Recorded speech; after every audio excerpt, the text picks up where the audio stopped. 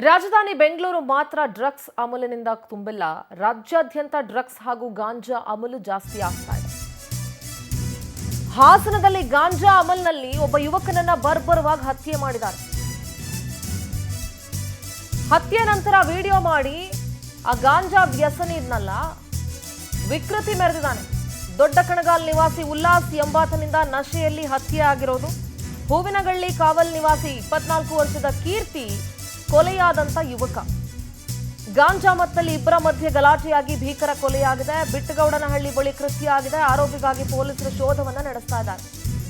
ಯುವ ಜನತೆ ಸಮಾಜವನ್ನ ಉದ್ಧಾರ ಮಾಡುವ ನಿಟ್ಟಿನಲ್ಲಿ ಹೋಗ್ಬೇಕು. ಸಮಾಜ ಬಿಡಿ, ತಮ್ಮಂತ ಉದ್ಧಾರ ಮಾಡ್ಕೊಳ್ಳೋ ನಿಟ್ಟಿನಲ್ಲಾದ್ರೂ ಹೋಗ್ಬೇಕು. ಆದ್ರೆ ಗಾಂಜಾಗೆ ಅಡಿಕ್ಟ್ ಆಗ್ತಾ ಇರೋದು ದೊಡ್ಡ ದುರಂತ. ಇದು ಡ್ರಗ್ಸ್ ಫ್ರೀ ಸ್ಟೇಟ್ ಮಾಡ್ತೀವಿ ಅಂತ ಇದ್ರಿ, ಡ್ರಗ್ಸ್ ಮುಕ್ತ ರಾಜ್ಯ ಮಾಡ್ತೀವಿ ಅಂತ ಹೇಳ್ತಾ ಇದ್ರು ಗೃಹ ಸಚಿವರು, ಗೃಹ ಇಲಾಖೆ.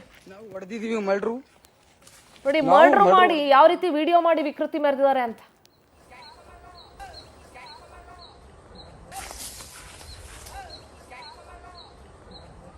ಸಾಯಿಸಿದೀವಿ ನೋಡಿ, ನಾವು ಹೊಡೆದಿದೀವಿ ಮರ್ಡ್ರು, ನಾವು ಮರ್ಡ್ರು ಹೊಡೆದಿದೀವಿ.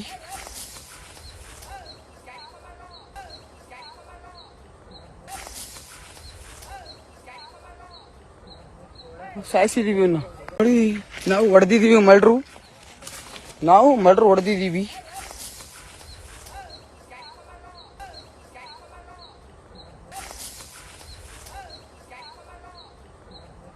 ಸಾಯಿಸಿದೀವಿ ನೋಡಿ, ನಾವು ಹೊಡೆದಿದೀವಿ. ಹಾಸನ ಪ್ರತಿನಿಧಿ ಸಚಿನ್ ದೂರವಾಣಿ ಸಂಪರ್ಕದಲ್ಲಿ ಜಾಯ್ನ್ ಆಗ್ತಿದ್ದಾರೆ. ಸಚಿನ್, ನಿಜವಾಗ್ಲೂ ಏನ್ ಹೇಳ್ಬೇಕು ಅಂತ ಗೊತ್ತಾಗ್ತಿಲ್ಲ. ಅಂದ್ರೆ ಅಷ್ಟೇ ಕೋಪನೂ ಬರ್ತಾ ಇದೆ, ಮತ್ತೆ ಯಾಕೆ ಹೊಟ್ಟೆ ಉರಿತಾ ಇದೆ ಅಂತಂದ್ರೆ ಇಂಥ ಮಕ್ಳನ್ನ ಹೆತ್ತಂತ ತಂದೆ ತಾಯಿಗಳನ್ನ ನೆನ್ಸ್ಕೊಂಡು ಹೊಟ್ಟೆ ಉರಿತಾ ಇದೆ. ಮರ್ಡರ್ ಮಾಡಿ ವಿಡಿಯೋ ಮಾಡೋ ಹಂತಕ್ಕೆ ಬರ್ತಾರೆ ಅಂದ್ರೆ ಗಾಂಜಾ ನಶೆಯಲ್ಲಿ. ಇನ್ನು ಹಾಸನದಲ್ಲಿ ಗಾಂಜಾ ಅಮಲು ಎಷ್ಟು ಮಟ್ಟದಲ್ಲಿ ಇದೆ ಅನ್ನೋದು ಗೊತ್ತಾಗ್ತಾ ಇದೆ. ಸಚಿನ್, ಎಲ್ಲರೂ ಕೂಡ ಸಿಟ್ಟು ಬರುತ್ತೆ. ಯಾಕೆಂತಂದ್ರೆ ಮಾಡಿದ ಕೆಲಸನೇ ನೀಚ ಕೆಲಸ. ಅದರಲ್ಲೂ ಕೂಡ ಅಂತ ನೀಚ ಕೆಲಸನ ಮಾಡಿ ಅದನ್ನ ವಿಡಿಯೋ ಮಾಡಿ ಯಾರು ಕೊಲೆಯಾದ ಕೀರ್ತಿ ಎಂಬತನ ಏನೋ ಒಂದು ಇನ್ಸ್ಟಾಗ್ರಾಮ್ ನಲ್ಲಿ ಆತ ವಿಡಿಯೋನ ವೈರಲ್ ಮಾಡಿರ್ತಕ್ಕಂಥದ್ದು. ಹೀಗಾಗಿ ಎಲ್ಲ ಒಂದ್ ಕಡೆ ಸಾರ್ವಜನಿಕ ವಲಯದಲ್ಲಿ ಸಾಕಷ್ಟು ಆಕ್ರೋಶ ಕೇಳಿ ಬರ್ತಿರ್ತಕ್ಕಂಥದ್ದು. ಪೊಲೀಸ್ ಇಲಾಖೆ ನಿಜವಾಗ್ಲೂ ಬದುಕಿದೆಯಾ ಅನ್ನೋ ಒಂದು ಪ್ರಶ್ನೆ ಕಾಡ್ತದೆ. ಯಾಕೆಂದ್ರೆ ಅದು ಕೂಡ 18 ವರ್ಷ 22 ವರ್ಷದ ಯುವಕರು ಈ ರೀತಿ ಗಾಂಜಾ ಅಮಲಿಗೆ ಬಲಿಯಾಗ್ತಾ ಇದ್ರೆ ಪೊಲೀಸ್ ಇಲಾಖೆ ಏನ್ ಮಾಡ್ತಾ ಇದೆ ಅನ್ನೋ ಒಂದು ಪ್ರಶ್ನೆ ಕಾಡ್ತದೆ. ಏನೋ ನಿನ್ನೆ ಸಂಜೆ ನಡೆದಿರ್ತಕ್ಕಂಥ ಘಟನೆ ಈಗ ವಿಡಿಯೋ ವೈರಲ್ ಆದ ನಂತರ ಬೆಳಕಿಗೆ ಬಂದಿರ್ತಕ್ಕಂಥದ್ದು.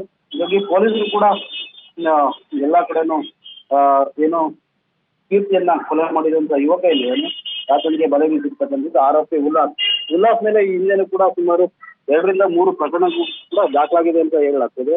ಆದ್ರೆ ದಾಖಲಾದ್ರೂ ಕೂಡ ಎಲ್ಲ ಒಂದ್ ಕಡೆ ಗಾಂಜಾದ ಅಮಲಿಗೆ ಈ ರೀತಿ ಕೃತ್ಯ ಮಾಡಿದ್ದಾನೆ ಅನ್ನೋದು ಈಗ ಗೊತ್ತಾಗಿರ್ತಕ್ಕಂಥದ್ದು.